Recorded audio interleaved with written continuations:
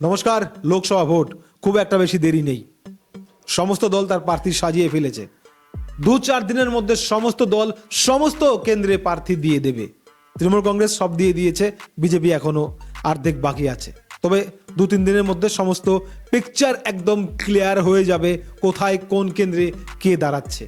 কিন্তু যা পরিস্থিতি তৃণমূলের, তাতে তৃণমূলের আর জেতার সম্ভাবনা খুব কম। আরে জগৎবল্লভপুরে প্রাক্তন তৃণমূলের বিধায়কের ছেলে, তৃণমূলের যুব সভাপতি অনিকেত চক্রবর্তী 500 জন নিয়ে বিজেপিতে যোগদান করলো। জগৎবল্লভপুরে তৃণমূলের প্রাক্তন বিধায়কের ছেলে, তৃণমূলের সে আবার যুবনেতা ছিল, সভাপতি ছিল যুবনেতার, অনিকেত চক্রবর্তী, সে বিজেপিতে যোগদান করলো কার হাত ধরে? শুভেন্দুর হাত ধরে। জগৎবল্লভপুরের ঘটনা।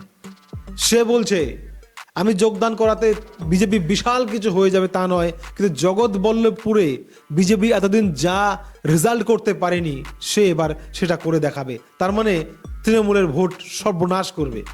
2024 লোকসভা যত এগিয়ে আসছে তত বিজেপিতে যোগদানের হিড়িকটা আবার বাড়ছে। তৃণমূল ভেঙে খান খান হয়ে যাবে। 2024 লোকসভা আস্তে আস্তে তৃণমূল ভেঙে খান খান হয়ে যাবে। উদাহরণ, জগৎবল্লভপুরে প্রাক্তন তৃণমূলের বিধায়কের ছেলে অনিকেত চক্রবর্তী 500 জন অনুগামী নিয়ে বিজেপিতে যোগদান করলো। তবে এই যোগদানটা তৃণমূলের কাছে জগৎবল্লভপুরে মানে শ্রীরামপুরে বড় ধাক্কা তৃণমূলের, এটা বলাই যেতে পারে।